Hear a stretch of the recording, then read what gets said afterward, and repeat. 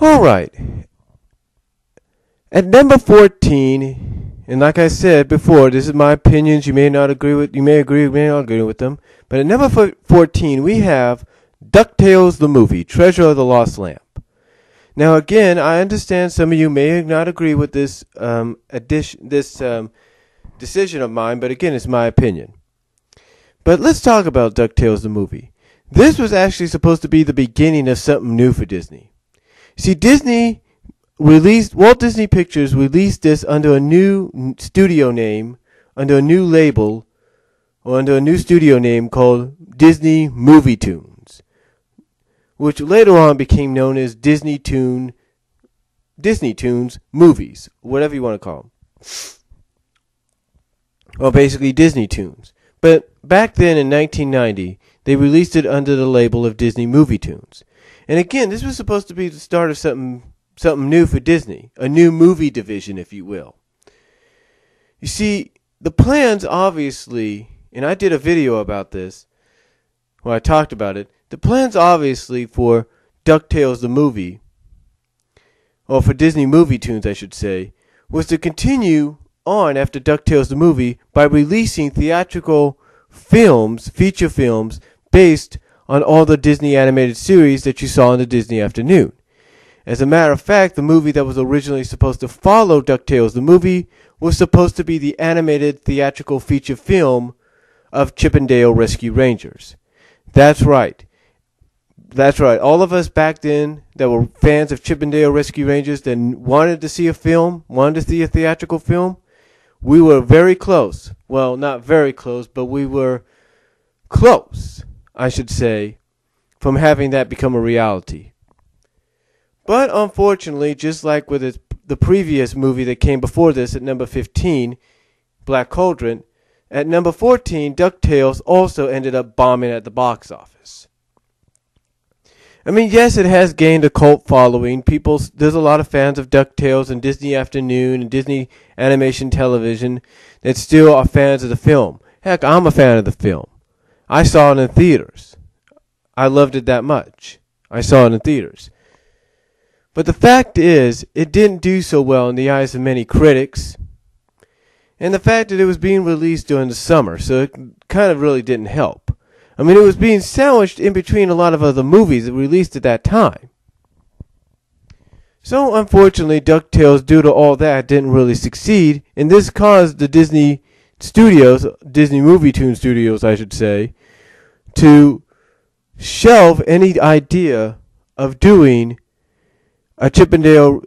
Basically, this caused them to shelve the idea and postpone the idea of working on and creating and releasing the Chip 'n Dale Rescue Ranger film. We basically had to wait almost 5 years later till something else came out under the name. And we'll get into that later on. But the truth is, DuckTales to me, I thought was okay. I thought it was an okay film. The only thing that I think it kind of lacks a little bit, if you will, is the fact that it has its ending, if you will, kind of has a similarity to some kind of a syndrome, if you will. Some kind of a syndrome that's known for primetime sitcoms.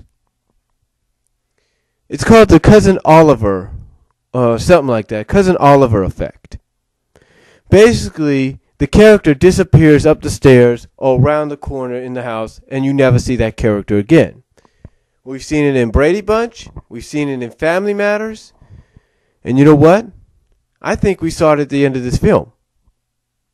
Because after the genie is turned into a real boy and decides to start playing cops and robbers with Huey, Dewey, Louie, and Webby, basically the nephews and Webby, he goes around the corner. He basically goes through the, I guess you could say, Scrooge's office door and down the hallway, and you never see him again.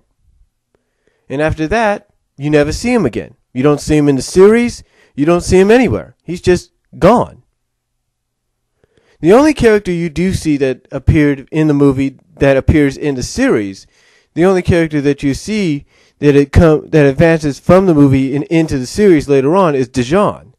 And DeJean, I have to admit, folks, is pretty funny. The guy is the guy is a pretty funny character. There's no doubt about it.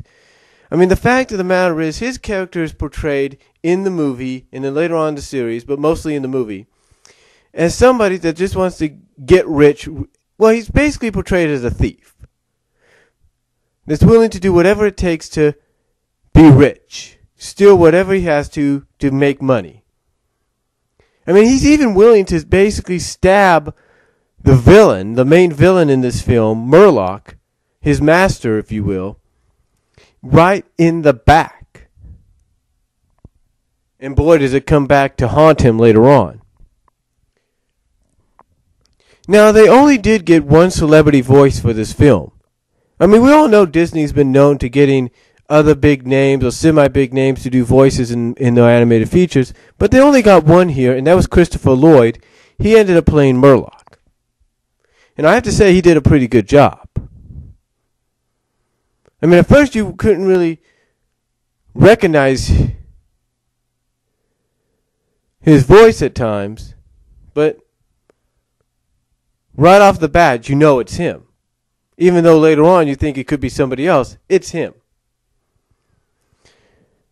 But overall, DuckTales, again, didn't do so well in the box office.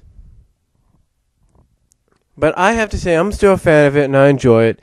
But unfortunately, it didn't do so well then.